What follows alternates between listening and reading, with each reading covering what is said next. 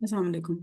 ओडो में हमें marks insert करने हैं। मार्क्स इंसर्ट करने के लिए जो आपके पास प्रोसीजर होगा वो प्रोसीजर वही होगा जो अभी तक हम अटेंडेंस के लिए करते आ रहे थे, जिसमें सबसे पहले हमें अपनी आईडी से लॉगिन होना होगा। आईडी से लॉगिन होने के बाद हम वहाँ पर अपने मार्क्स इंसर्ट करेंगे। फॉर एग्जांपल मैं यहाँ पर एक आईडी से लॉगिन हो रही हूँ और इस प्रोसीजर को मैं आपको एक्सप्लेन कर देती हूँ कि किस तरह से मार्क्स इंसर्ट होंगे। सबसे पहले आप लॉगिन होंगे। लॉगिन होने के बाद आपके लेफ्ट हैंड साइड के ऊपर एक एग्जामिनेशन का टैब आ रहा है, यहाँ पर क्लिक कीजिए और इसका जो सबसे पहला ऑप्शन है वो है सब्जेक्ट क्लासेस का। इसको चूज कर लीजिए। सब्जेक्ट क्लासेस पर जब आप आएंगे तो सबसे पहला काम ये होगा कि आपने अपनी तमाम सब्जेक्ट क्लासेस को चेक करना है। जो ऑफिशियली क्लासेस आप ले रहे हैं वो सारी यहाँ पर विजिबल होनी चाहिए। अगर आपकी कोई क्लास मिसिंग है या आपके पास कोई एक्स्ट्रा क्लास आ रही है जो आपके टाइम टेबल में मेंशन नहीं थी तो काइंडली उसको आप रिपोर्ट कर दें ताकि हम उसको डील कर लें। अगर आपकी कोई सब्जेक्ट क्लास मिसिंग है तो उसके मार्क्स आप इंसर्ट नहीं कर सकते जब तक कि आपको वो यहाँ पर नजर ना आए।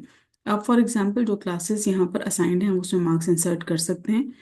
अगर मैं किसी भी एक क्लास को एज एन एग्जांपल लेती हूँ कि ये 11C की क्लास है और मुझे इसमें मार्क्स इंसर्ट करने, तो इसके ऊपर एक एक्शन बटन आ रहा है ब्लू कलर का। आप इसके ड्रॉप डाउन मेन्यू पे एरो पर क्लिक करेंगे तो यहाँ पर आपको दो ऑप्शंस मिलेंगे।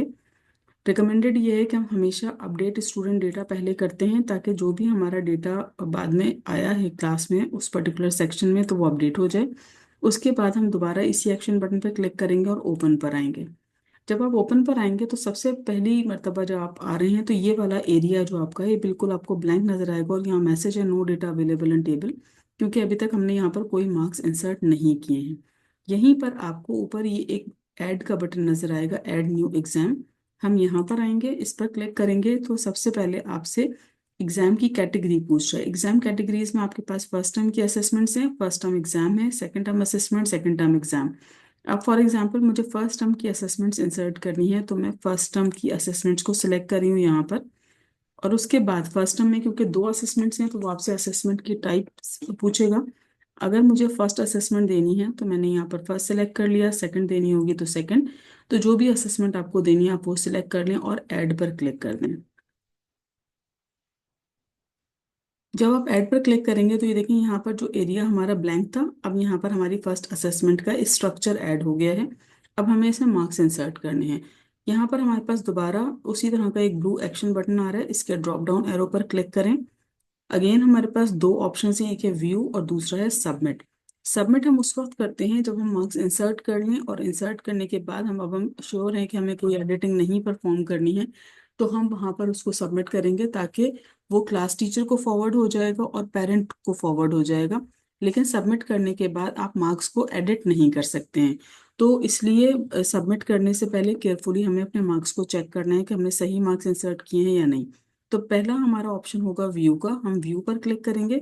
जब हम व्यू पर क्लिक करेंगे तो आपके पास वही सारी डिटेल्स जो आपने दी थी वो सारी डिटेल्स यहाँ पर आ चुकी हैं, जिसमें क्लास और सब्जेक्ट भी मेंशन है, आपके का टर्म भी मेंशन है, starting date of the term और ending date of the term भी मेंशन हुई हुई है 1 अगस्त से लेके 31 दिसंबर तक। इसके बाद एग्जाम की कैटेगरी है, सेक्शन है, एग्जाम टाइप है और उसका वेटेज, ये सब चीज़ें यहाँ आ रही हैं जो ऑलरेडी हमारी सिलेक्टेड है। अब यहाँ पर आकर हमें डेट ऑफ असेसमेंट मेंशन करनी है। ये डेट ऑफ असेसमेंट अगर आपके पास रिकॉर्ड में नहीं है तो आप कोऑर्डिनेटर से ले सकते हैं, लेकिन ये डेट एक्यूरेट होनी चाहिए इसलिए कि इसका डेटा जो है वो बैकएंड के ऊपर अटेंडेंस के साथ लिंक्ड है। तो अगर कोई स्टूडेंट एब्सेंट है या उसकी कोई लीव वहाँ पर मार्क होती है तो वो यहाँ पर ऑटोमेटिकली रिफ्लेक्ट करेगी।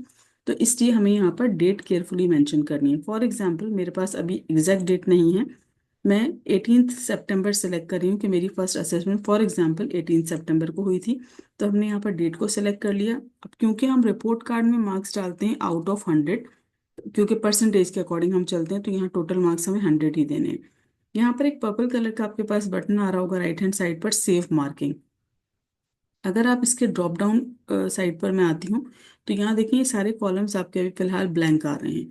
जैसे ही मैं यहाँ पर 100 लिखकर सेव मार्किंग पर क्लिक करती हूँ तो अब ये इस डेटा को सेव कर लेगा, यानी डेट ऑफ असेसमेंट को और टोटल मार्क्स को। अब यहाँ पर टोटल मार्क्स में आपके पास सारे 100 नजर आ रहे हैं। इसमें एक चीज़ और चेक कर लीजिएगा कि आपके पास जो लिस्ट ऑफ स्टूडेंट्स आ रही है इसमें कोई स्टूडेंट आपका मिसिंग नहीं होना चाहिए और कोई एक्स्ट्रा ना हो। अगर ऐसा है तो फिर आप मार्क्स इंसर्ट ना करें बल्कि पहले उसके बारे में इन्फॉर्म कर दें ताकि हम रिमूव कर दें, लेकिन होपफुली ऐसा कोई केस होगा नहीं आपके पास। फिर भी अगर ऐसा कुछ होता है तो काइंडली वो इन्फॉर्म कर दीजिए। इसके बाद आ जाइए, अब हमें मार्क्स ऑब्टेन डालने, आप चाहें तो एरो से जो है वो लेकर चले जाएं मार्क्स जो भी आपको इंसर्ट करने हैं, या आप इसको टाइप कर दें, ये आपकी मर्जी है। फॉर एग्जांपल मैं यहाँ पर मार्क्स इंसर्ट कर रही हूँ स्टूडेंट्स के। जो स्टूडेंट आपके पास एब्सेंट है उसको आप ब्लैंक छोड़ दीजिए, उसमें मार्क्स डालने की ज़रूरत नहीं है। जो भी आप मार्क्स डालते हैं वो यहाँ पर आ जाएंगे। अब यहाँ पर आपके पास परसेंटेज वाला कॉलम फिलहाल हमें जीरो नज़र आ रहा है, लेकिन ये ऑटोमेटिकली परसेंटेज कैलकुलेट हो जाएगी। इसमें सिर्फ एक मिस्टेक है अभी फिलहाल जो डील नहीं हुई, और वो ये कि हमने ऊपर 100 मार्क्स दिए थे, लेकिन अगर मैं किसी स्टूडेंट को मोर देन 100 भी देती हूँ तो सिस्टम उसको एक्सेप्ट कर लेगा। इसलिए हमें यहाँ पर थोड़ा सा केयरफुली डेटा इंसर्ट करना है कि आपका जो जो मार्क्स होंगे वो विद इन 100 ही हों। अब मैंने रॉन्ग एंट्री दी है सिर्फ आपको दिखाने के लिए, बाकी मैंने मार्क्स इंसर्ट कर दिए हैं।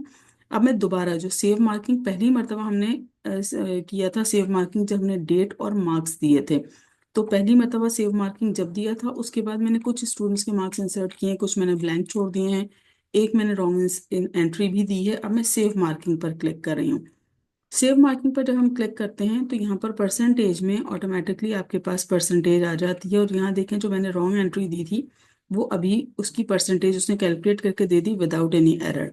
अब ये फॉर एग्जांपल बाय मिस्टेकनली हुआ, अगर मुझे इसको सही करना है और मैंने जाकर इसके मार्क्स को चेंज कर दिया, तो मार्क्स चेंज करने के बाद मुझे दोबारा सेव मार्किंग पर क्लिक करना होगा ताकि ये आपकी जो मॉडिफिकेशन है ये हो जाए आपके डेटा में। ये हमारे पास डेटा इंसर्ट हो गया। तो यहाँ पर अभी सिर्फ एक चीज़ टीचर से रिक्वेस्टेड है कि आप लोग अपने मार्क्स को केयरफुली इंसर्ट कर दें विद इन 100। रॉन्ग एंट्रीज को क्योंकि सिस्टम अभी डिटेक्ट नहीं कर रहा है, तो अगर कोई रॉन्ग डेटा आप देते हैं तो वो आगे परसेंटेजेस के ऊपर इफेक्ट लेकर आएगा। यहाँ तक हमारा काम कंप्लीट हो गया, हमने सारे मार्क्स दे दिए, ये मार्क्स हमारे सेव हो गए। हम दोबारा एग्जामिनेशन पर आ रहे हैं, सब्जेक्ट क्लासेस पर आ रहे हैं। अब फॉर एग्जांपल मुझे इसी क्लास के सेकंड असेसमेंट देनी है, तो मैं फिर दोबारा एक्शन पर आ रही हूँ, अपडेट कर रही हूँ। इसके बाद ओपन, ओपन करने के बाद अब ये वो असेसमेंट है जो मैं ऑलरेडी डाल चुकी थी। अगर आपको एडिट करनी है तो आप व्यू पर चले जाएं और व्यू पर जाकर इसको एडिट करके दोबारा सेव मार्किंग कर दें। लेकिन अगर आपको लगता है कि आपने बिल्कुल सही किया था तो फिर अब आप यहाँ पर इसको व्यू नहीं करेंगे, बल्कि आप यहाँ पर आकर इसको सबमिट कर दें ताकि आपका डेटा आगे सबमिट हो जाए। लेकिन ये उस वक्त करेंगे जब आपका डेटा 100% एक्यूरेट हो। तो अभी आपको मार्क्स इंसर्ट करने हैं और इंसर्ट करने के बाद आपको सबमिट भी करने हैं। अगर आपको एडिटिंग नहीं करनी है तो काइंडली उसको सबमिट कर दें, एटलीस्ट आपका फर्स्ट टर्म तक का काम ये कंप्लीट हो जाए। अब मैं एक और एग्जांपल ले रही हूँ जो मेरी कैसवेल की क्लासेस का है, और कैसवेल टीचर्स के पास थोड़ा सा ये एक एक्स्ट्रा काम है कि वो अपने स्टूडेंट्स को एक मर्तबा केयरफुली चेक कर लें कि वो सारे स्टूडेंट्स नज़र आ रहे हैं जो उनके पास मौजूद हैं उस कैसवेल सब्जेक्ट में। फॉर एग्जांपल 10th ए मैं इसको ले रही हूँ। बिल्कुल वही वाला प्रोसीजर है, add new exam, first term, first assessment. इसे मैंने ऐड कर लिया। अब मैं जाकर इसको व्यू कर रही हूँ। अब जब मैं व्यू करूंगी तो यहाँ देखें आपके पास यहाँ वो स्टूडेंट्स नज़र आ रहे होंगे जो उस क्लास में इनरोल्ड हैं।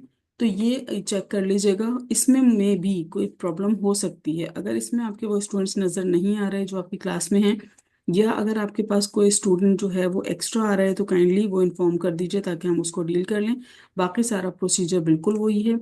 इस वक्त आपको तमाम असेसमेंट्स और एग्जाम्स के मार्क्स इंसर्ट भी करने हैं, और जहाँ जहाँ आप श्योर हैं कि कोई एडिटिंग नहीं है वहाँ पर आप सारे मार्क्स को सबमिट भी कर दीजिए।